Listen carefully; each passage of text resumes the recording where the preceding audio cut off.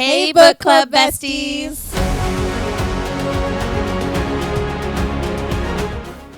From Scrubs to Book Club, we're two burnt-out healthcare workers who love to yap about books. I'm Katie. I'm Star, and welcome to Aimless Attention Podcast. Today, we are talking about the second book in the Throne of Glass series, Crown of Midnight. So I will admit, and I've talked to you about this before, if I go back and I look at all the books, I can tell you what happens vividly with all of them except for Crown of Midnight. I think it's because, and I mentioned this in Throne of Glass, but Throne of Glass and Crown of Midnight both happen in the Stone Palace in the Glass Castle. Yeah. And so I just like everything seems the same. They're like blended together. It just keeps the story just keeps going. But because Throne of Glass has all the champion stuff, you're like, okay, I know where I am in the story. Right? But then I get to Crown of Midnight and I'm like, all of this feels like gobbledygook that's like Gobbledygook. twisting together. So I have a shit ton of notes that I took while I re-listened to this because I love this book. I just literally can't tell you the plot. I can tell you basic things about it. This is how we got to the podcast world, though. We were discussing Tog, and I was like, I read the first two books. And Katie was like, you have to read this one. And I was like, I didn't even know that existed. So this is how it all started, though. This stupid book is what started us, and then we don't even know anything about it. We're like, true. Plot? What's a plot? So we left off Throne of Glass with her being named the King's Champion, and she, fulfilled what Elena asked her to do, which is to become the champion, right? Yes. We learned that that's not all of it later on, right? Elena's like, well, there's more. But we meet Selena as the King's Champion in this, and I'm going to do my best not to, spoilers for all of Throne of Glass, I should say. Yeah. I don't think we're going to reference Akatar or Crescent City in this, but there's always a chance something will come up because this is SJM and things and interconnect. the universe of her is too hard not to. But before I give away the major spoiler of this book, I figured I would do the spoiler warning. I figure if you watch this podcast, at this point you understand we can't not talk about everything in a series. But if you're just new here because you're just joining our Throne of Glass coverage, welcome. We talk about everything. Yeah, this is why we're just like aimlessly wandering through the world of books. The reason why I say it is because I cannot stop myself from saying Aelin, and I mix them up, even though I know at this point she is Selena. So at this point she's Selena. She's in Otterland still. Yes. She is now the King's Champion. So one of the first things we see from her is her bringing back the head, I say in quotation marks, yes, of the victim that yes. the king has assigned her to take. We learned that she has not been killing any of the victims that he's been pointing out. She's been helping them escape, getting like a piece of jewelry or something to signify who they are to bring back, and then going to a sick house where they have newly dead bodies and then just kind of mutilating the bodies a bit so that she can take it back. Yeah. And this is one of the first moments where Kael's like, oh, God, she kills people. I fucking love how you do. I love how you're just such a Kael basher. You're just like, fuck Kael, throw him under the goddamn. That's like 90% of our conversations are like, I don't understand why he doesn't know that she's a killer. God, like she literally comes in as a killer. She's an assassin. That's like one of our conversations. I just think it's funny. This is the horse I will beat that it said. This is the thing. Okay, something I always remember at Crown of Midnight. I didn't hate Kael in Throne of Glass. I think Kael was like the uptight one. I like Dorian better. But again, on a reread, as I kind of mentioned in our Throne of Glass coverage, I feel like it made sense to me as to why she ended up with Kael in the end of that book. Kind of starting to end up with Kael, I right? remember you said this. Okay. I don't hate Kael in Throne of Glass. I hate Kael by the end of this book. This is the book that makes me a Kael hater. This is where she's blending the two books together. And it's not until Tower of Dawn that I stopped being a Kael hater. Which is probably why Sarah J. Maas gave him an entire fucking book, is because everyone needed to get off of the Kael hating train for a little bit. That poor guy. He's like, all I was trying to do was help my friend Dorian, and everybody hates me. He's like, Dorian's my one thing that I live for in this life, and I need to keep him alive. So yeah, we get Selena starts bringing back these heads and stuff, and then she gets assigned. She has to kill Archer Finn.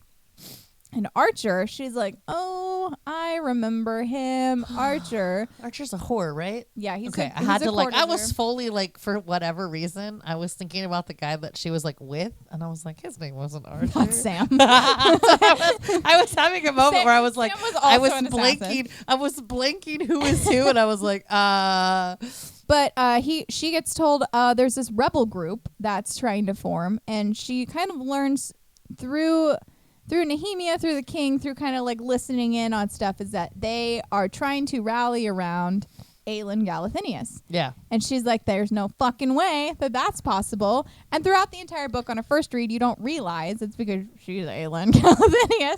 But she's like, there's literally no way she's dead. Like, she's gone. She's not here.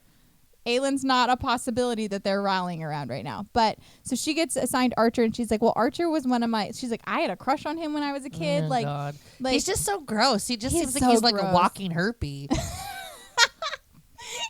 walking herpy.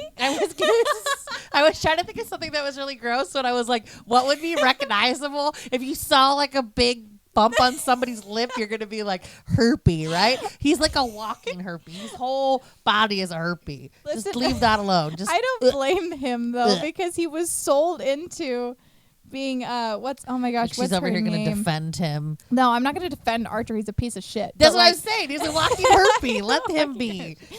all right, fine. But we do learn that kind of through Selena remembering about Archer is that they trained with the assassins. So she was obviously in the Assassins Guild, and he trained with the assassins as well. Because oh my gosh, what was the madam's name? I was gonna say I can't remember because I was like he was Clarice? sold to Is that her name? that sounds right. He Yeah. was sold to her Mhm. And they were buddies. Are they sold or are they like I taken? For some reason, my brain is thinking it is taken, but Well, now I'm I- like, because Sam was also, right? And then he was like, I think Archer Sold was over? like the youngest son, and they sold him to pay for food or something like that. I think it was something like that. I can't remember. Don't hold me to that one. That could have been from a different book that there's I a remembered. lot of pages. And honestly, we're not over here like digesting it, like not digesting it, breaking it down like some other podcast. It's not like what we are good for. We're if you're doing our watching us best. for that, like don't. Go We're to just Fantasy fun. Fangirls. They're amazing. Yeah, right. We're just fun. We're just we read the book. It was fun. It's book talk. So they have like a big celebration dinner that the king puts on to kind of be like, I'm killing my enemies and everything's going great for me, you know? And this is where I start my Dorian magic watch that we started in Throne of Glass. So I mentioned that at the beginning or at the end of Throne of Glass when because Dorian first releases magic when he's super emotional. And we see that with a lot of fantasy books in general, that like they first lose control and release something because they can't control their emotions. And at the end of Throne of Glass, he's so terrified that Selena was going to die, and he's in love with her at this point. And he is sitting at her bedside when she finally wakes up, and I think she grasps his hand, or he grasps her hand, and she's like, oh, his hand's so cold. And that was when I was like, this has got to be the first like inkling of Dorian's manifestation of his magic. Yeah. And so when the king throws this dinner, that's when Selena and Chaol are kind of like eyeing each other, because at the end of Throne of Glass, Selena's like, there's no way I can be with you. You're the son of my enemy, and you don't know that, but you are. And there's no world in which I can be free and also be with you. So she kind of like pushes Dorian aside, and that makes room for Chaol to come in. And Chaol and her eyeing each other, Dorian's like watching it. And then he like kind of storms out, and Selena ends up following after him. And he gets super angry. And Selena says, when you get angry, your eyes take on a cool, glassy look. And I was like, there's the ice coming in. Katie. So that's our first Dorian magic watch that we're going to get. Then we also, like I said, I have notes on this, but it's like, there's going to be a lot of moments in between that I'm going to miss most likely. But we also get, while Selena starts doing some investigative work, she goes back down to the dungeons to visit Caltaine. So this is her first time visiting Caltaine after Caltaine poisoned her. I have to tell you that she's one of my favorite, not my favorite character, but she's one of the characters that I would put on my list of people I liked in the story. Mm-hmm. Even though she seems like a horrible person and all you're thinking is like, oh my God. But like, honestly, she's probably genuinely like the nicest person if you took away all of the things. Like, it kind of sucks for that poor character because she's like, I know everybody's like, oh my God, but she did this and this and this. Mm-hmm. And like, but like really, if you're just trying to get ahead in life, like it makes sense that she you was would literally just trying to survive and move up in the world. Yeah. And that was kind of the shitty lot she had in life. I feel bad for her. And then the fucking headaches, the migraines or whatever that you want to call them. Yeah. I can't even imagine, dude. Just getting migraines just fucking sucks. But to be her, oh my God. Every time I think about it, I'm like, that poor girl. Like, and I get it. She had to be who she was. But like, I wish people would like just remember she tried her best for what she was. Well, Like, I think this book is where you start, because like you go through Throne of Glass and it's just like, Caltaine, go away. Yeah, okay. But then I you get it, see get her it. get thrown into the dungeons, Yeah. and she's like, I wasn't even the one who Right. did it. I was just told to do something, and I'm just trying to, get. She's like, I get told that Lillian Gordana is actually Otterland's assassin, and that's like a massive reveal to her. And that's not even the biggest reveal about this woman. No. It's just like, okay, so then they're like, okay, well, we're gonna, poison her, and it's like, I don't know. That's what happens. And then she goes down to visit her, and Caltaine is freezing, and that's when Selena gives her the cloak. And that's going to be a massive point that's going to follow us through. But it's also just was a touch of kindness to somebody that, like, you know what I mean? Like, she just, nobody ever treated her nice. And, like, she was just who she was because of her life. Mm-hmm. Like, it wasn't like she was, like, a bad person. And I'm excited because we're gonna cover Assassin's Blade next in our SGM. Yeah. And what we see from Selena is she has these moments where she stops and is kind to people, and that eventually all those moments of kindness build up to what we get in Empire Storm's Kingdom of Ash. So it's really cool to see like the seeds of what's going to happen later when you do a reread for these. And one of the things that Caltaine is complaining about the headaches. She complained about the headaches when she was around Selena before, but this time she's saying that she hears wings. She's hearing flapping wings, and the headaches are getting worse. And so when I first read this, I was like, do you think it's the Ilkin, or do you think it's the Wyvern that she's hearing? So when I first read this, like, no joke, I thought it was witches. I immediately was like, witches. I didn't even think Wyvern at all. And then I was like, the fuck? Like, why did I get, like... Because you're not technically wrong. No. But I mean, like, I didn't, like... I don't know why, but why would you think like witches flap was like, it didn't make sense to me, like in the moment. Mm-hmm. So then I was like, what the hell makes like flapping sound?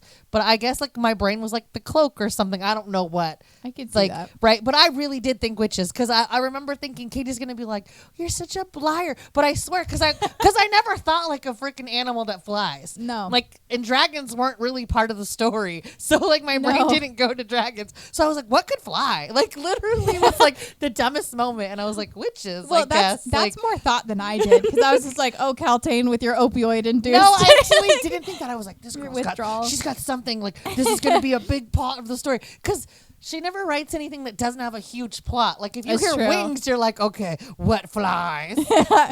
And we will hear. That was my original question: is these the Ilkin or the Wyvern that she's hearing? Because both fly, and they're both creatures created by the I'm not game. that smart. Like you'd have to put thought to this. Like this again, I got it on a second read here, but we later hear from Nehemia that she's been dreaming and hearing wings. And she's talking about in the mountains. And so that's how we know it's the Wyvern that they're hearing. Yeah, but I'm telling you, like, I was like, what flies? Like, and then, like I said, I was like, it can't be dragons, because there's no dragon. Like, but it's not that I didn't think there was, I just didn't think she would write dragons. I don't know why. I don't know why I was like, she's not going to write dragons. It's not going to be, that'd be too exciting. Because the only references we get to Wyvern at this point, I think, are in Throne of Glass, and just every once in a while where they'll say that the like embroidered crest with the Wyvern from Otterland. So you want to know what I think a Wyvern looks like? Just because everything relates back to some stupid cartoon that I watched with my children over the years. Mm-hmm. You know How to Train Your Dragon? Yes. I figured the big fat one that's like, that's what I picture. Like literally what I picture when it's like moving and trying to fly. That's so true, because like, okay, so when I read Fourth Wing, and I can picture like the actual like dragons, right, like this beautiful sleek and dragon. A Wyvern is just a dragon with two less legs, right? That's right? all it is. But when I think of the Wyvern in Fourth Wing, I think of these like blimps. Okay, I'm glad to know I'm not the only one that's like, imagining this thing that's like, but it's got like little wings, which makes it worse. It's like, I'm trying to fly. No, I just see like two like little like limp legs, like these ones. Okay, good. I'm glad to know I'm not the only one. I just bring that back up for Daniel. Just yeah. Oh my God. The moving away from Wyvern and wings. And, Roland shows up. So this is Dorian's cousin. Yeah. He comes in. Now this guy's a fucking piece of shit. Well, so yeah. This one you should hate. Roland shows up and he's very Dorian-esque. Like he's very like Dorian dialed up a bit, and he's just like, we can go womanize together, Dorian. This is amazing. And Dorian's like, I'm in love with this assassin, so I'm not up for that right now. And Dorian's like, you're lame. Like, and so Roland just kind of rolls into court and he's like, I'm going to be on the council. And he's like, why are you on the council? Like, how did you get appointed to this?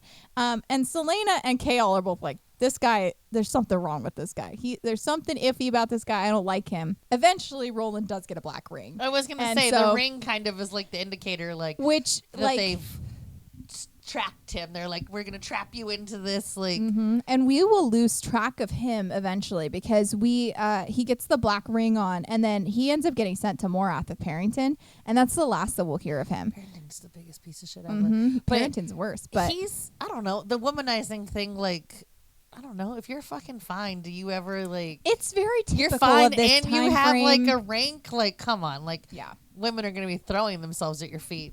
And just like Caltaine, that poor girl that everybody hates for no reason. And to say with Caltaine and Roland are targeted for the same reason. They distantly have magic wielders in their line. And so Dorian has the Halvyard line. That is where he gets the connection from. With Gavin and Elena, and that is kind of where Roland is also sitting. Yes. He's in there, and Caltaine's from like a really, really powerful family, but there's been no magic wielders for quite a few generations in her family before magic even disappeared. So while they can't just like kidnap Dorian and like go send her to Morath, they can do it to Roland, but they'll do that later in this book. But the first thing that we kind of see Roland doing is he's in a council meeting and he recommends expanding Calcutta at the labor camp and in Eelway. And I didn't notice this when I was first reading it. I had to actually, this on the reread, I went back and went, wait.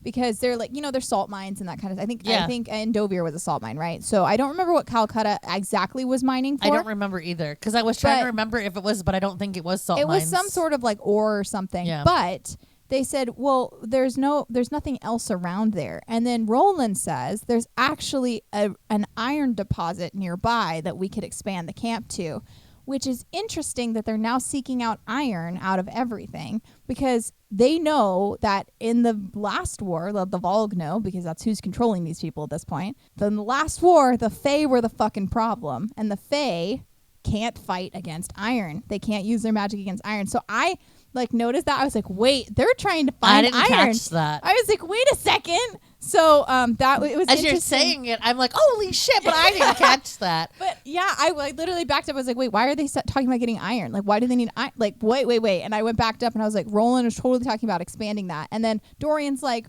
watching everything go on. He's like, what the fuck do you mean? Like, that's 90% of Dorian in this book is just watching everything happen and being like, wait. Why did everyone make decisions when I wasn't around? Because I guess if you're not being mind fucked, you don't realize, like... Well, I think... Because everybody's, like, completely, like, some kind of Volg related. Yeah. So, like, he's the only one that's, like, normal-minded going, why are we looking for iron? What are we doing? What the fuck is happening?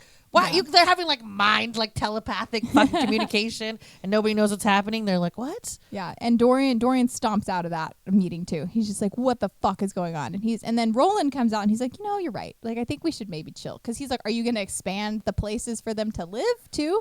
Like, no. And he's like, they can sleep in the mines. Right? They're slaves. And he's like, what is wrong with you? Because at this point too, not only is Selena really good friends with Nehemia, but Dorian has been forming a friendship with Nehemia, and Nehemia's like, hey, your dad is really a piece of shit. And he's like, yeah, I know, man. I'm sorry.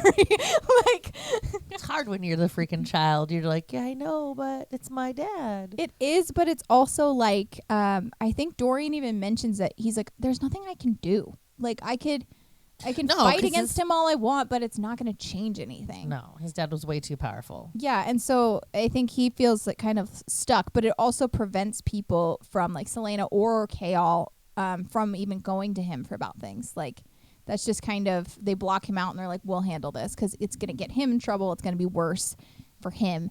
And so, anyways, we are going to cut forward a little bit. Selena has a dream on the anniversary of her parents' death, and that happens every single year. And that's where we learn that, I think we learned in Throne of Glass that she woke up in between her parents, covered in their blood. Too, it depends on how you read the stories, because I read Assassin's Blade before this Yeah. one, and you get a whole lot of the backstory. That's true. So I'm trying to not be like, oh, this happened, because then I'm like, wait, but then what happens in Assassin's Blade? Like this is the problem with these books. Is they're all kind of blendy. So I think the first mention we get of this is in Throne of Glass when she's fighting with Cain, and he's calling her Aelin, and he talks about how she woke up between her parents.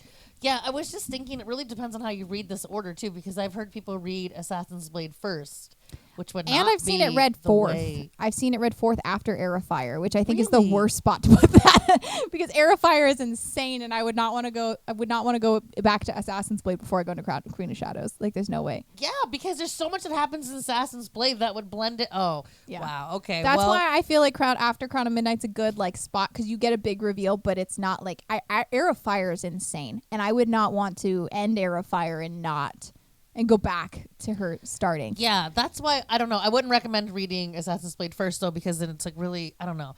A lot of people think it's boring. I really enjoyed it. I already know that I'm weird. I when love it comes Assassin's Blade more on a reread because I get all of the little moments and I appreciate the characters and the stories more. I just really liked it. Yeah. But I know a lot of people are like, ugh. I mean, everything. But I think if you read Throne of Glass first and then Assassin's Blade, I think it is a great story in general. So, so I was trying not to say like a whole bunch because I'm like, where was she? No, like, it's totally fine. We actually, she does tell Kaol about what happened with her parents too. in Throne of Glass though. Is it in Throne of Glass or is it in Crown of Midnight? I think it might be in Crown of Midnight because I think the only. Maybe I really am like blending the two books. I am too. But the reason why I bring this up is because in her dream, she says it's a white stag standing on the opposite riverbank, and she doesn't cross because, the dream ends when she decides not to cross the riverbank, and the white stag leaves. And I'm like, this has to be a dream she has recurrently because she is refusing to accept who she truly is and cross the river to the white stag, which represents Terrasen. Yes. And so I was like, oh my God. I was like, I can't believe it. That's just a big thing for me. But we also get that Dorian's little brother, who's just what's his name? I want to say it's Halden, but that's probably not correct because that's in Fourth Wing. But he's a little shit. And What they is bring his him name? in. They bring him in, and his mom comes in with him, and she's just like, he's the apple of her eye. She just loves him so much. And Dorian's like, he's such a piece of shit. I hope somebody reels him in before he gets any more power than he already has at this young age. But his mom throws him a welcome carnival. And at the carnival is none other than Baba Yellowlegs. Yeah, but I'm trying to think like she's, what would she be considered at the carnival? She's not a psychic, I think she says she's a witch. I thought she said she was like something else. I think she says she's a witch because she's the matron of the. People Yes, but I know don't the witches still exist. They just aren't like a But big, I don't think that was what her like. I don't remember, but I also Baba Yellowlegs is a really interesting interaction. Yeah, she's like 500 years old or some shit, right? Not like, only that, but so this is again our first introduction to witches, Yes. and then we get kind of like the Krakens and the Iron Teeth were in a war, and Best the yellow, fucking and part of she's the so good. She's the matron of the Yellowlegs, which are an Iron Teeth witch clan. But we don't get much else about them. But Baba Yellowlegs, she has this caravan of mirrors is her thing. Yeah, but I thought she read like shit. Like she gave you your future or something. Something like that. She was like, I when don't Dorian remember exactly. comes in, she's like, oh, what are you doing here, Princeling or something? Yeah. And Dorian is the first first trying to hide himself, right? Like he was trying Dorian to not, shows like, up trying to like look like he's not Dorian, and she's like, "I know who you are, you dumbass." Yeah, right. Like, you're not hiding yourself well. And Dorian shows up. It's a smell though. Like he could have looked like anything. I think she said she could smell him, and he's like, "Please stop sniffing me." But Selena does that more. Selena's like, "Please stop sniffing me." Well, could you imagine like that? You just like walk around just. But so. He starts talking to Baba Yellowlegs, and he's like, so like magic, huh? And she's like, you have magic, don't you? And he's like, I'm not saying that. And it's just like the most conspicuous way he could have possibly done this to one of the worst people he could have asked these questions. I mean, who else are you going to ask, though? Like, your dad's not going to answer. You don't know anybody else. She rolls in, and he's like, yes, she can answer these questions. And the question is, too, like, so... He's like, well, why would I be able to wield magic at all? because like it doesn't make sense. But the idea is that the clock towers were made and that it doesn't prevent Dorian's line from using magic. That's the assumption. But I don't think that's true because the king only has magic because of the Vogue, right?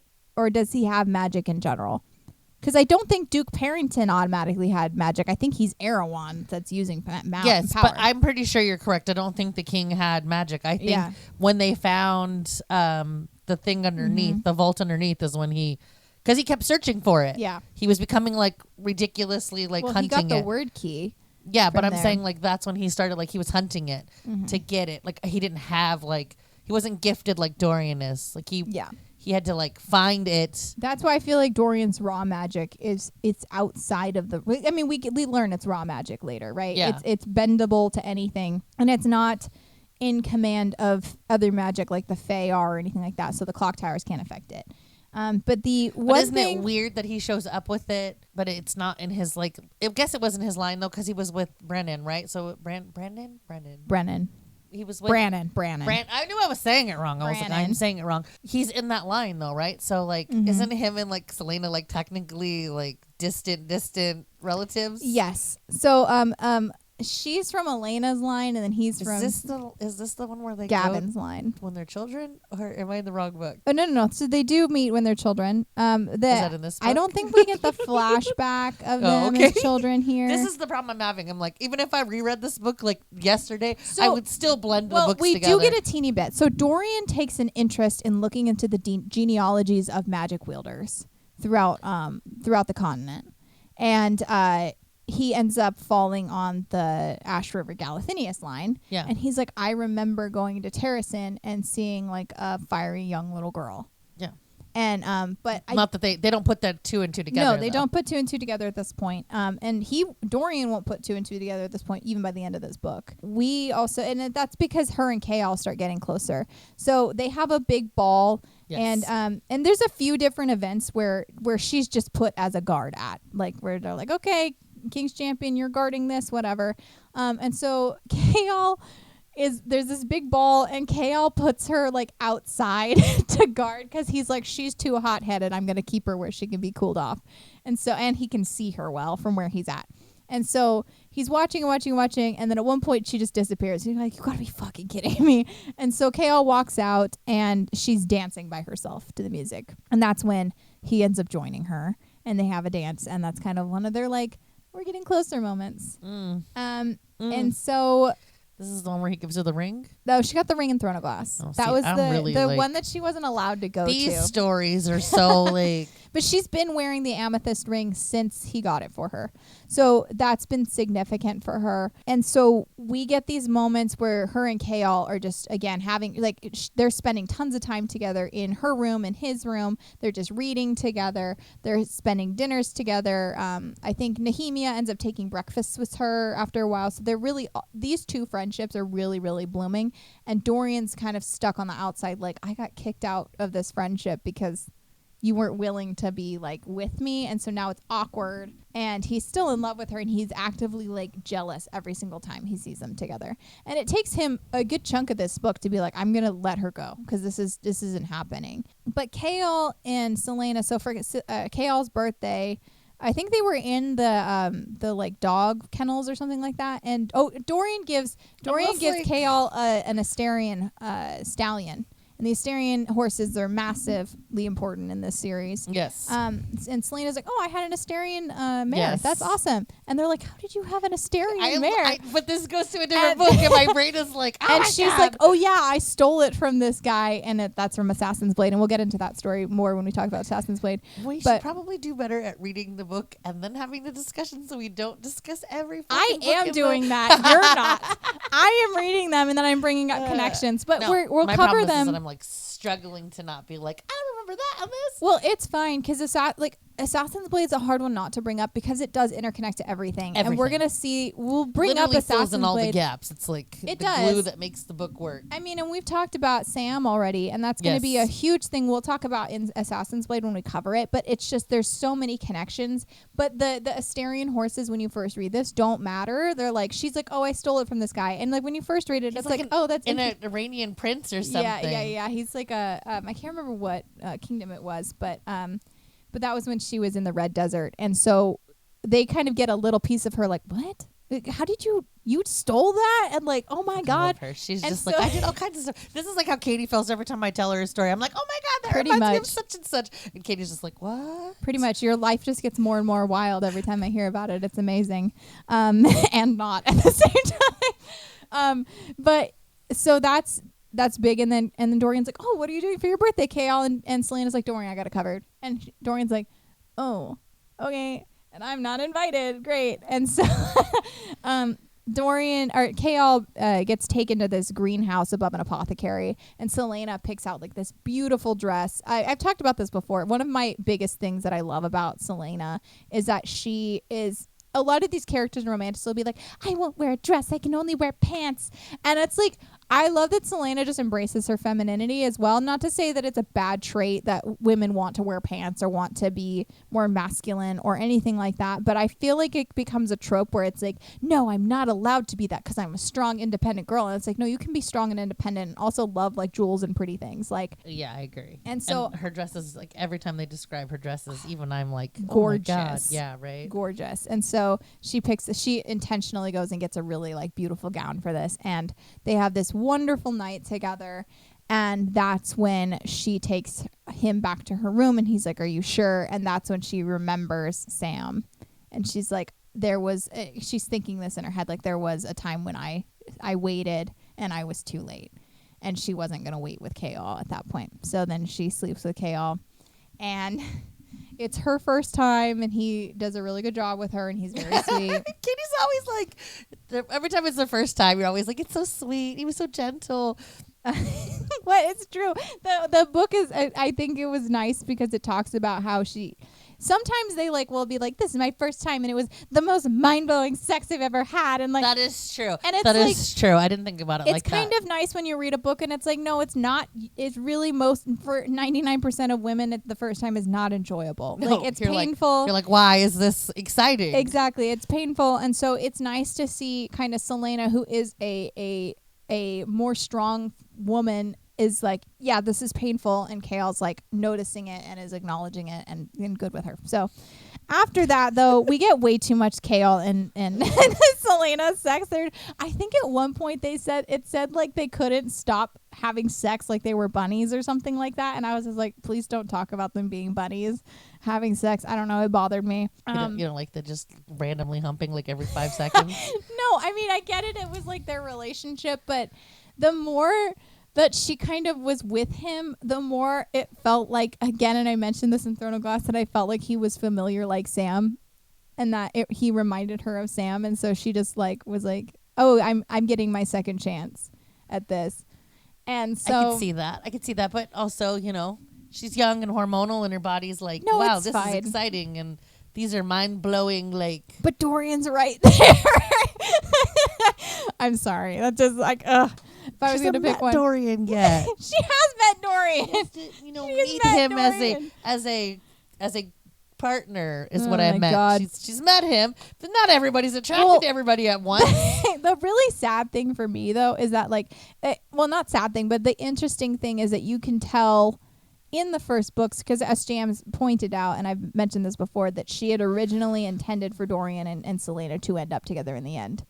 Rowan did not exist. No. And so, granted, I think Rowan's a better fit for her as her mate, but I think Dorian does fit the through line throughout the rest of the books to be like a soulmate to her. Yeah, but what is with these authors and being like, your third cousin's going to be your soulmate?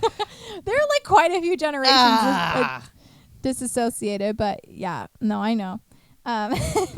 But that's how Kale and Selena end up together. Nehemia ends up going to Elena. We actually get Nehemia's POV. And she's like, she's not, because she mentions to Selena she said stuff about Archer, and Selena's like, I'm not gonna join this rebellion. Like, I'm not gonna be a part of it. And Nehemia's trying to kind of push her towards it, and I didn't care for Nehemia. I know this is I gonna didn't be like either. okay, good, because I was like, this is gonna be one of those things that like the internet's gonna totally be like canceled. Listen, You didn't if, like if I'm gonna Nehemia. get annihilated over something, it's probably gonna be Nehemia. I even for Throne of Glass and through this, I just felt like, I don't know, she was kind of annoying to me. Like, she was very closed off, and then I felt like she just did, like, when she orchestrated her death, it was just like, okay, wow. Like, I understand it was supposed to be the motivation for her, but I felt like she was keeping so many secrets. Like, she lied to her about knowing what the word marks were. I agree too that there was just too many secrets, and she was just doing things that were like, if you really were my friend, you should have trusted me enough to given me the information and not like assumed I was gonna hurt you because you gave me the information. Yeah, and to be fair to Chaol, like, when they find out that Nehemia's got some connections to this, the king orders Nehemia to get questioned by it, and Chaol's like, well, we have to talk to her about this, so we can't just question her out of nowhere. And he's like, absolutely, Will, you're not going to tell anybody about this. So Chaol ends up kind of mulling it over, and he's like, it's better if I don't tell Selena. And that's the big thing that breaks them apart, is when Nehemia dies and she finds out Chaol knew that the king was going to question her. Granted, in the end, there was no connection to that happening. Nehemia was holding so many secrets. Well, that exactly. It's like you can't be mad at the person that like. No, and the I whole think story was just that whole part was. I think it really takes her until the end of the book to kind of forgive Chaol enough to recognize that this, yes, he should not have kept that secret, but that's not the reason Nehemia died. No. And so, but that's like, again, I'm not a huge Chaol fan, but that sucks for Chaol, is that he got blamed for something that was literally Nehemia's fault. No, but that was the one part of the story that I actually thought was great, was written well, because in all reality, that's exactly how people would have perceived that situation. Yeah. It would have, there was no falsely like, oh, it's a book, so I'll write whatever the hell I want. Yeah. She wrote it exactly how you would have seen it as a real, like, a person watching this happen. Yeah. Which I appreciated, because sometimes books are like, oh, well, she still loved him even though Exactly. She like, looked past it. right? And you're just like, lies. No, and we get multiple interactions. Again, while Selena and Chaol are kind of building that relationship before they're even together, he's going with her to all of these things to meet with Archer, to kind of like get a lay of the land and figure out what's going on with him and stuff. And then she ends up getting like a list of names that she's going to help like kind of get rid of and stuff. And he actually gets them on a boat and gets them escape. And she's like, dude, what the hell? I was supposed to get information from all of you. And he's like, well, I had to save them, and so we get lots of Archer and doing all this kind of stuff. And then Archer's awful. There's a poor Selena in this book, quite honestly. So yeah, we talked about Chaol learning about that. And then Chaol gets kidnapped by Archer while he's walking out by himself, or it's the band of misfits that are the rebellion, right?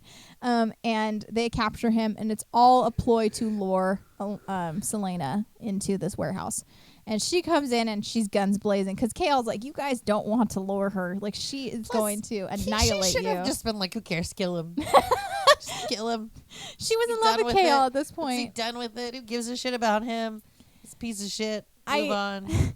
So yeah, he gets kidnapped, and then she comes in guns blazing and like saves them, and that's when she finds out from Archer that Chaol knew about the stuff about Nehemia, because she was like, I'm in love with this guy, and she literally comes in and kills pretty much everybody. Like, it's pretty insane how skilled she is at this. And that's when she looks at Chaol and she's like, are you serious? And he's like, yeah, I knew. And then and Archer's like, you better get to her. And so she takes off, and it's insane. She outruns Chaol on a horse to get back to Nehemia. Oh, there's another thing that happens before this. Before Nehemia dies and Chaol and her are together, she's doing like some investigative work while she's going with Archer to do all this stuff, and she ends up in this guy's office, and he poisons her with Gloriella. And she makes it back to the glass castle only in time to get to Chaol's room and say Gloriella before she like passes out. And I don't remember this. I'm like struggling in my head. During this time, I put it under. I remember the office, but whose office was it? I don't remember the guy's name, but she ends up killing him. And but Dorian wakes up from a nightmare and notes that it's freezing. Dorian magic watch. And that is this is right after he learns that Selena was poisoned with Gloriella. So Chaol and Selena were only together for 1 week before Nehemia dies. When I think of the timeline of this relationship, it's fucking insane. If you think about it, though, she's like 12 years old and is literally going through her life like I think rapid fast. She's like 19, right? She's 18 at this time, I think. Yeah, She's so had like her rapid birthdays fast. fast. Like literally, you're talking like every day is like a new whole adventure. Like her whole day is like. Well, and I think so. I stole a horse. That's a day. I did. That's a day. Like this poor Pretty girl. much. Like I feel so bad because it's like literally before she's 20, she's already done more things than most people do their whole lifetime. I think also, I think she ends up. I think she gets brought to Otterlin in the autumn, and by the spring she's the king's That's champion. what I'm saying. So though. Like she's literally like every day. she's fallen is in like, love with 2 guys already. She's three. three. Because you missed Sam, so she's Okay, got Sam. well, but that's she's not in got the Dorian. timeline. She's got but she's only like 17 when she I meets know. Sam, and then by the time she's 18, Well, she's already got 2 more lovers. to be like fair- this chick is like literally like dropping men like flies. She's like Yeah, but I feel like with Sam, she had known him for a lot longer, and so when they actually Like, get what? together, 5 years. that's longer than the 6 months that she's known Dorian and Chaol. I don't know. But, just her whole story. I don't know. This is why I thought like, oh, I'm so her. But the more I got to know her, I was like, I'm no, not her. I'm not. I mean, our lives were pretty like it's like shit just kept like popping, Yeah. popping. But I don't know. I really think I was freaking. I think the reason why I like really is for Caltane. Why I'm like, don't hate her. Like, I'm It's because I'm Caltane. probably Caltane deep down inside. I'm like, don't hate Caltane. She really was trying to be nice. Like I am secretly, Caltane. I really want to be Selena, but I'm like, no, you're Caltane. You're not even Manon. You're fucking Caltane. Like just all the way at the Oh. bottom of the barrel. See Like that? everybody's kicking you while you're down. But Caltane became like one of the most important parts of this story later Yeah, on. I so. just keep hoping that, like, on my deathbed, somebody's like, she was the most important part You're of waiting my story. for waiting for when you can cut a word key out of your arm on your deathbed. Anyways, she goes to save Nehemia, and Nehemia, she outruns Chaol on a horse because Chaol's like, stop, don't go. Literally on foot outruns him on a horse.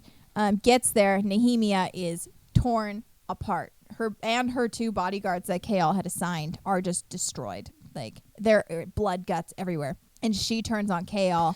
It wouldn't have mattered, right? Wasn't it Archer that did it? So we'll get there in a second. So she turns on Chaol.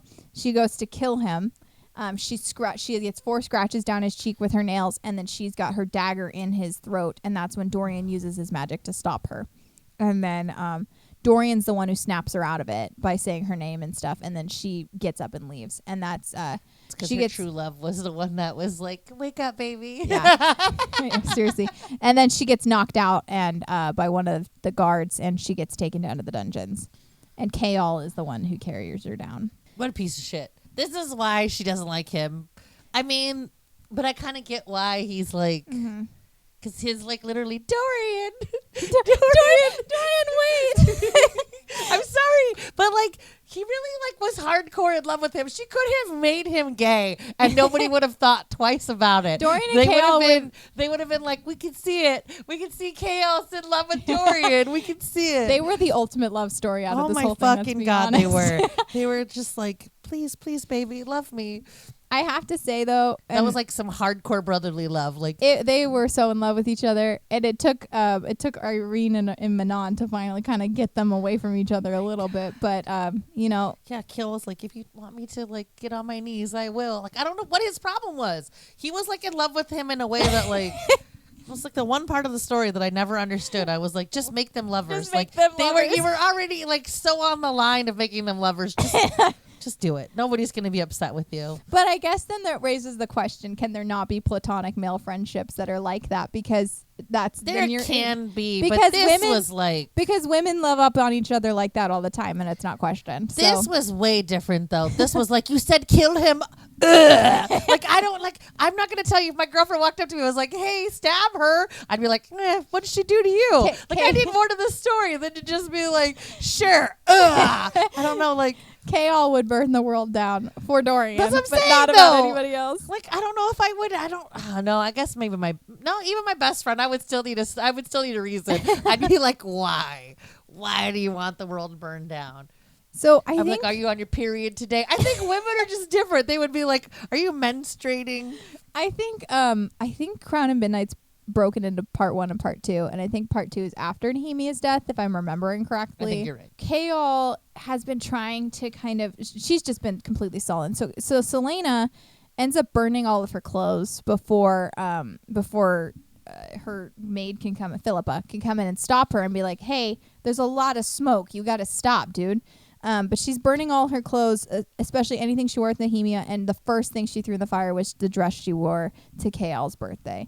And she told Philippa, she just like handed her a bunch of money. And she said, just buy me new clothes. Like, I can't do this. And so we see Selena fully in her grief period during this time. Nehemia, as much as she was annoying to me, was a very important person to Selena.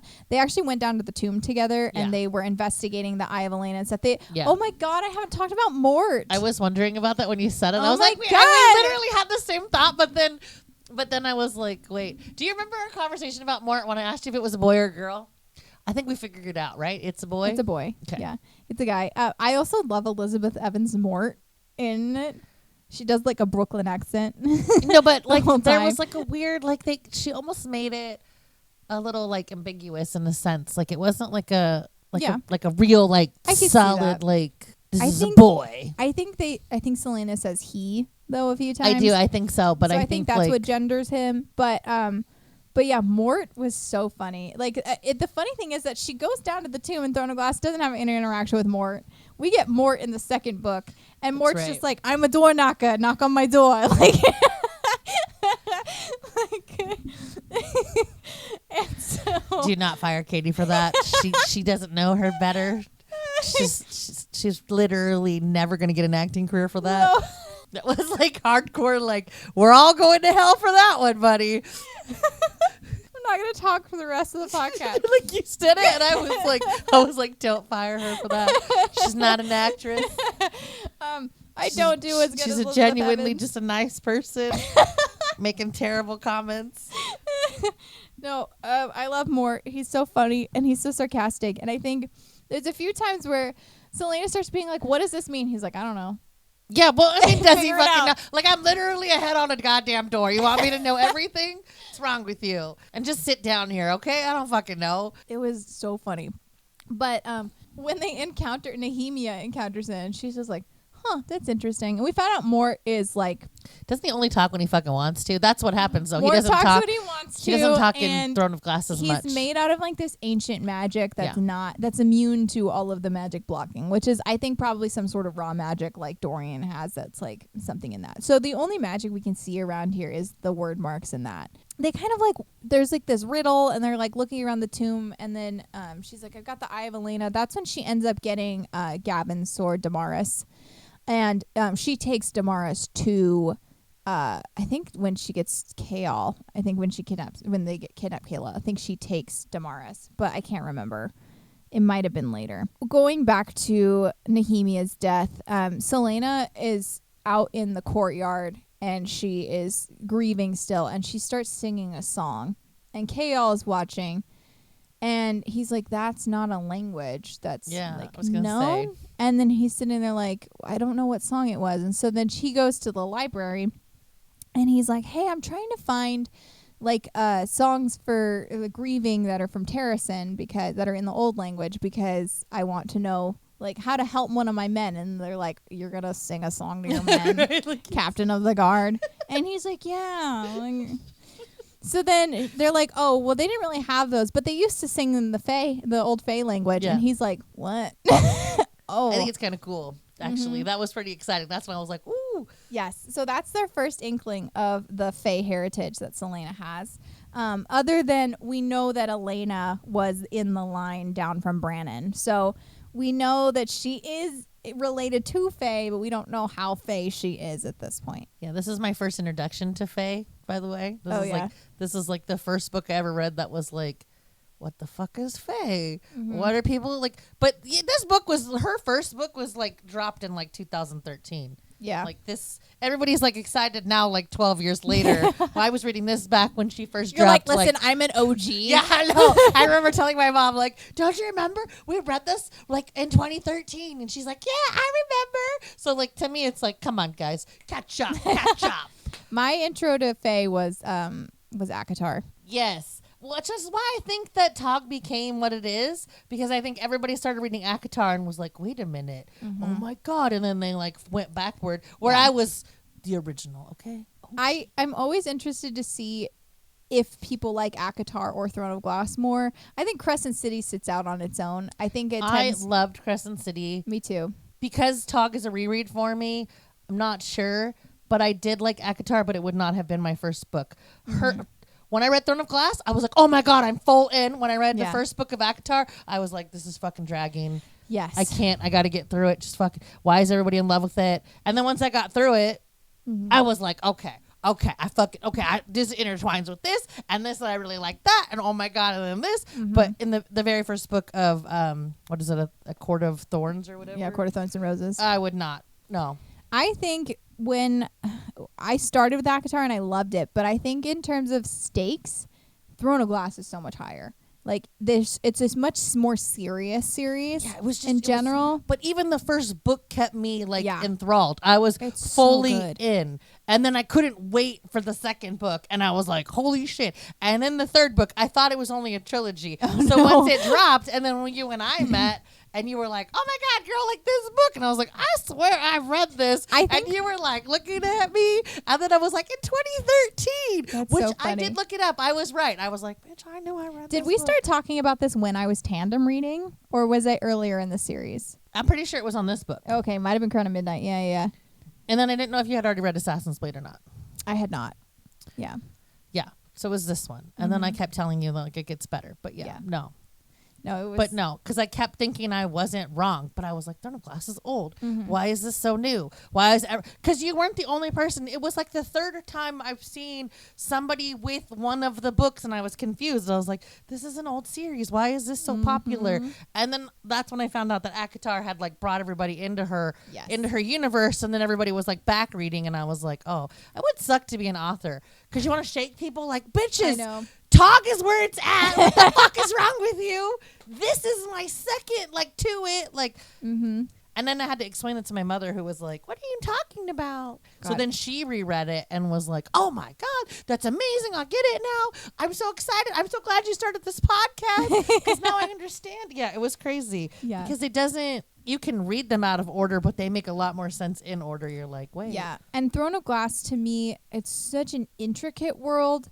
And there's so much to it. And like I said, I think the stakes feel higher. ACOTAR has really high stakes too. So does Crescent City. Yeah. But I feel like the tone of them is different. I feel like ACOTAR is more light and airy, and Crescent City is really goofy. Like with it being more Crescent of like, City. I love Crescent City too. It was too. more of like you felt like it was a 2025. Like Yes. you felt like these were like New Yorkers that were like fucking trying to figure their lives out in their 20s, and it was kind of a fun read. Yeah. Throne of Glass was real. Like. This was a serious, like, you felt like you were like this poor girl and she's a child. And I don't know. It just had a different. Yeah. It definitely. It's as close. It's not high fantasy, but it's as close to high fantasy as Jam has gotten at this point. And it's. Yes. I don't know. Like I said, it's my God tier series. But this is like I said, this is our first intro to the Fae, is when Kayal learns, or she learns that. We learned that it's a Fae song she was singing. Yeah. And so Kayal starts kind of digging into, well, why would she, and there he's like, well, that's interesting. And she's like, oh, it was literally only the court that did it. It was just the court. And he's like, what? He's like, so that means Selena was a part of Terrason's court. So she was like a big deal. And so he starts looking at all of the he starts pulling up the genealogy like Dorian did, and he takes down a list of all of the magic wielders, or like the Fae heritage people that would have existed around that time. And so he just keeps that in his pocket to look around. And I think he ends up, this is when Dorian and Kayal are standing on the balcony, and Dorian's just like, what's up, dude? And he's just like, she just won't talk to me, like all this stuff. And he's like, yeah, like, I don't know what to tell you, man. Like, been there, done that. Yeah, he's just like, she's grieving. This is what we're going to have to deal with. And he's like, this list is burning in my pocket, and I can't tell if I should talk to Dorian about it or not, because And this is when Selena goes into the carnival, and she goes and meets with Baba Yellowlegs herself. I fucking loved her though. She was savage. She was like, "Come was here, little child." She was totally like the gingerbread house witch, like. But so she like The leads Selena mirrors in. though was where you were really fucked. You were like, you had to like really, but you know, assassin. Like she was like, "Fuck this, bitch. I know what I'm doing." Well, so she like gets led into this and stuff, and she starts talking to Baba Yellowlegs, and Baba Yellowlegs. That's the first time that we get a reference with the king in Parrington. We get the king's POV, and the king says her brow said nameless because that's what the word mark on her brow meant, and Nehemia references it as the mark of Brennan and everything, and. That's what she meets with Baba Yellowlegs. She's like, I will pay you this much money to talk to me and also not to reveal Dorian's secrets. Because she's like, if you pay me this much, I'll give you Dorian's secrets too. And she's like, how about you don't tell anyone Dorian's secrets? yeah, I forgot about that. But Dorian was a fucking idiot. Dorian was an idiot telling Baba Yellowlegs all his secrets. But this is the first nameless is my price reference that we get. And she starts talking about the 3 word keys and the word gate. And how the Vogue took a piece of the gate and split it into 3 keys, 1 for each of the kings. And the Fae knew that they had to stop it, and they sought to steal the keys from the Vogue. That's how we ended up with the big war that happened with Erewhon and Elena and Gavin leading the charge on that. And then we learned that Maeve was the one who banished, who is Aelin's aunt. No, I was thinking that. I was just thinking this is aunt. the problem that I have in this story is that like my brain's already. I think I'm on a different book, even though I'm like, no. Does it happen in this book or does it happen? I'm trying not to say anything because I'm like, well, I'm gonna fuck this book up. Well, so I was thinking about it when I was going into this book. I was like, I don't remember when they bring in the Vogue because they talk about Erewhon in the first book, but they don't talk about the Vogue. They just talk about the Dark Power. Yes. And then in this book, I forgot. She just sits down with Baba Yellowlegs, and Baba Yellowlegs is like, here's the entire plot for the rest of this series. By the way, here is everything that's going to happen. But you don't really realize that when you're reading it. No, you don't realize that it's going to be. You don't realize that she's as big of a deal as she is until the end of this book. Yes. And even then, it's like you still don't really know. You don't.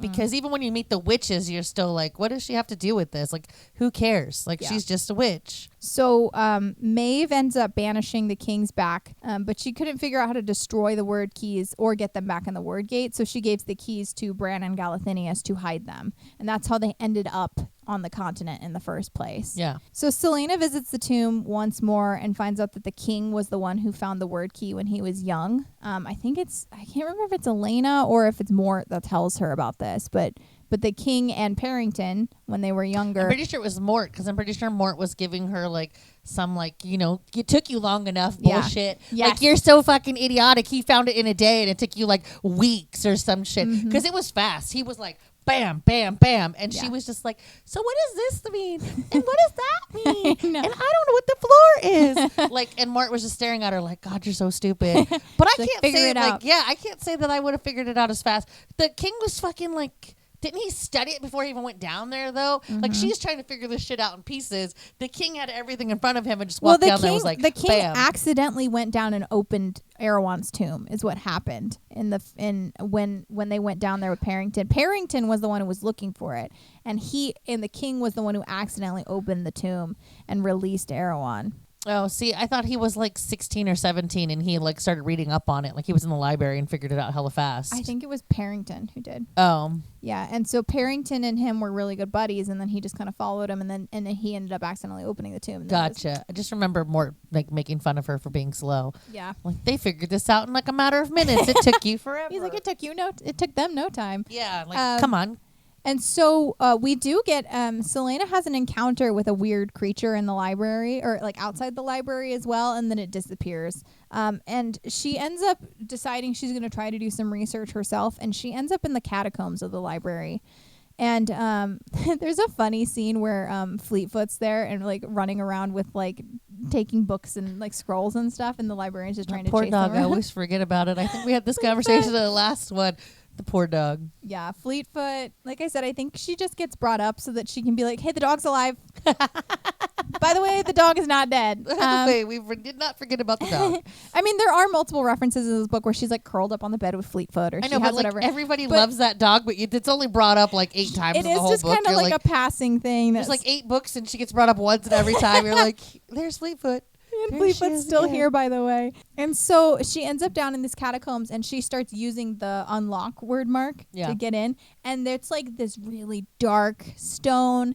It's this horrible like feeling she has, and she's down there, and like even she feels like the Eye of Elena is like, get out of here, you weirdo. Right, like, and everything in her is screaming like, stop. But she keeps going until she ends up and she's coming past these like it's almost like prison cells that she's going by, and she ends up opening another door, and it's just destroyed, and she's like, that's not normal. And then it's like this like totally disformed dude comes at her, who's Volg whatever. Yeah, but wasn't it? There was like an actual person. Do we actually remember who the person is? Like, I don't think we get who the person is. For some reason, I was in this thinking it was somebody else, but then I just realized that I'm in the wrong book. We don't get who the person is in this, I don't think.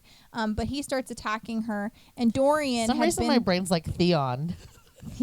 Is that right? Is that even in one of the books you've read? I don't think so. Okay, I'm just Theon. So I keep thinking like we'll keep that for a story you want to write. As his name was Theon. No, I swear he was like Theon in that he was like somebody of importance. Man, dude, it's gonna be another story that we read, and you're gonna be like, "Hey, I remember Theon." Like he was in a different book on a different day, and you just start mixing up stories again. Oh my god, we're just gonna call you the story mixer upper. But so Dorian had ended up following her down because he's like, what the fuck is Selena doing? So he follows her down, and that's when they encounter the creature together. They get the door closed together, but he's still like trying to break open, and she's like, I think I can stop it, but we have to let him out. And so she uses her blood because it had gotten like his claws in her shoulder, so she uses her blood to draw the word mark that would hold it in place, and then they end up killing him. And he was like kind of pleading with them, like, please kill me, like I don't want to be stuck. He was like a real human that they were trying to figure out like how far. It's like a Volg experiment. Yeah, type like thing. how far they could push him or something. Yeah, and so I just remembered where Theon came from, but we're not going to discuss that. And then that's when we get that Dorian is visited by Gavin in his dream, and that's like the first time that happens for him. He ends up having a pretty a relationship with Gavin where he talks to him throughout the rest of the series as well, either through Damaris or kind of through his dreams. Yeah, that is when he wakes up being like, there's something wrong with Selena, like something's happening. And Selena this is at the time Selena's using word marks to open a portal to talk to Nehemia one last time. And so Nehemia comes out and she's like, you should not do this. This is not okay. And she's basically like, I did everything because you were not willing to move forward. You had to have a push. This is why this happened. This is why I didn't like her, though. Like, if you were, I don't know, if we were friends, like, that's not how you get me to be motivated. Like, hey, sorry, I orchestrated my own death. Now get moving. Yeah, like, right? Like, Nehemia's basically like, bye, bitch, I'm out. And she's like, what? No. Like, stay here. And she's like, I can't stay here because if I stay here, much worse stuff's going to happen. So get rid of these word marks and don't ever contact me again. And Nehemia's which, again, bothered me, too. Like, I get that she was trying to, like, make a point, but it also was like, I don't know. She just didn't come across as a nice person. Even though she did try, even though her intent was to be a nice, like, caring person, like, I'm doing this for my people. Yeah. But she just didn't. She rubbed me the wrong way. And it was like, 'cause she was not a good friend. Like, she was a good friend, I guess, in some ways, but I don't know. She just didn't seem like a good friend to me. And that whole, like, the ending with her, Selena at this point has a cut on her hand because she, like it's almost kind of like a blood oath type thing she did for herself, is that she would get revenge for her. Yeah. And so it's like, Nehemia meant everything to her. Again, and I mentioned this in Throne of Glass, that this is her first female friendship that is after Ansel. After she gets screwed over by Ansel. I don't think anybody knows who Ansel is yet. No, but that's fine. But again, this is... That's why I didn't bring it up, because I was like looking at you like, wait a minute. I brought it up in Throne of Glass. You brought it up, and I'm like, oh my God, we're doing this. Like I said, it's fine. I brought it up in Throne of Glass in the first place. But this is her first female friendship since Ansel, and Ansel screwed her over. And then Nehemia's like, I faked my own death. Or not faked my own death. I orchestrated my own death so that you can get a push to go. You get a push forward. The ghost of me that's not really dead. So, while this is going on, Archer shows up and is like, hey. I fucking can't stand him either. And Archer here's your herpy. Takes her books, her word mark books. And I'm right, he is a herpy. See, he keeps popping back up when you don't want him. They end up in a scuffle. So he starts talking about how, like, Nehemia earned all of this and she was the one who had orchestrated it. And we find out that he had pretended to be, I wrote down the guy's name. Maybe I didn't write down the guy's. Minister Mollicent, who was Graves' person that the Grave's sponsor in the trial. So Grave was known for his horrible way that he used to cut apart bodies and stuff. And I think this is when Selena before this had figured out it was Grave because of everything that had happened. So she had gone and killed Grave like horribly, like done what Grave did to everybody else. Kills Grave, takes the head back and drops it in front of Minister Millicent. This is before all this stuff happens. Yeah. And in a council meeting. And Chaos sitting there like, oh God. This is another thing where she's just like, she's an assassin. But doesn't she end up the guy that like the poisoner? Isn't that the guy that ended up killing Nehemia? No. So what happened was we find out from Archer that he was the one who impersonated Minister Millicent and that Graves just too dumb and he'll just take any amount of money. So he said, hey, I need you to kill Nehemia. And he was like, done. Got it. So Grave was the one who killed him. We also did find out, this is a total side note, but when Sam was killed, it was by Rourke Farron. Kale she was talking about how she talked about to Kale how she had gotten taken to Endovir and everything, and what got her kidnapped was that she went after Rourke Farron after Sam died. Rourke Farron ended up getting, Kale tells her, Rourke Farron was killed by some no-name named Wesley, who was actually that's who I was Arab thinking and of. I had the wrong Hommel's second in command. Yeah. So Wesley did that because Selene had a good relationship with him. That's who I was thinking. And again, that's all kind of Assassin's Blade-y kind of stuff, but we get a mention in it here that Kale's like, hey, this is what happened, and it gives her a little bit more closure about Sam's death, that there was some retribution for what happened. But Grave was kind of the other pain in her ass from Throne of Glass. Yeah. And then he kills Nehemia, so she goes and kills him in the like middle of an alleyway. Had chased her. I think he was in the like fighting pits or something like that, was where she had tracked him down, or wherever else. Tracked him down, lured him out, killed him, brought his head back. Minister Millicent, I don't remember if he gets punished, but it's pretty like the king's like, hey, that wasn't good. Don't do that. And then because that's when she finds out really that it wasn't the king who had done it. It was Archer who had impersonated Minister Millicent. Yes. And it wasn't the king telling Minister Millicent to do it or Minister Millicent doing it himself. So they start getting in a fight, and she ends up catching herself on the, like, it's like an arch that they're in front of, and she ends up catching herself on the arch, and she smears one of the word marks, which makes the portal go all screwy. And so then this monster comes out of the portal. Archer runs away like a little punk ass bitch he is. I was just dying. I was like, yes. And then Dorian had woken up from that dream, and he goes to Kale. He's like, we need to go now. He was like sweating, like freaking out. And Kale's like, we can't run through the castle. You're going to get us caught. That something's wrong. So then they like briskly walk to get there. And Dorian's like, this is not fast enough. She's going to die. And so then they get down there, and this monster is coming through, and Kale starts fighting it. Dorian is trying to help. Dorian ends up getting knocked out by Selena. So Archer runs off, and she's like, we can't send Dorian after him. That's a bad idea. And also, this fucking portal's open, so we can't leave. So Kale ends up going into the portal because Fleetfoot gets injured by that, and it gets dragged into the portal, and Kale goes into the portal to get Fleetfoot back. And then Selena's like looking in the portal, looking back at Dorian, knocks Dorian out, runs into the portal, and then that is when Selena turns into her Fae form, because magic is no longer hindered. So we learned when we were talking about how magic got turned off or like stopped 10 years ago, was that a lot of Fae ended up stuck in their animal forms when this happened. And Selena, technically her animal form is her human body. So she's been stuck in her animal form this whole time. And so she transforms into her Fae body. And Kale's like, oh God, you are Fae. I was just thinking this is the part where you're supposed to like just leave him in the portal and let him, just let him die. Just be like, all right, we got rid of Kale. Who we're moving on with? I think Selena at this point was already on her kind of not totally accepting that Kale had done things. I know. But like, I'm just saying that's how we get rid of him. I know, but they end up saving Fleetfoot. She uses her fire magic for the first time that we see in these books to kill the thing, and then they get out. They get rid of all the word marks and everything. That is when Kale is looking at her like, oh, she is something much worse, and I have to get her out of here. She's going to get killed. Like, this is not okay. The fact that she has this Fae heritage is going to get her murdered in this kingdom. Kale ends up going to the king, and he's like, I've got an idea. And he actually goes to his dad. So his dad's visiting from Aniel, and he says, hey, I've got an idea. What if we send the king's champion to Wendlin to assassinate the royal family there? And that will take care of all of their issues going forward, because they're the last big people they're still fighting with. Yeah. He's like, what's in it for me? And he's like, I will come back to Aniel. And he's like, done. Let's do it. So then he goes, presents it to the king. The king's like, I like this. Is it coming from you, Kale, who's never come up with a good idea before? Great. Yes, let's do this, Kale. It's because Kale is like my boyfriend Dorian. I must be with Dorian at all times. And if Selena dies, Dorian will be sad. Oh, also, side note. This is, they get patched up by a healer in Selena's rooms or in Dorian's rooms, one of the two.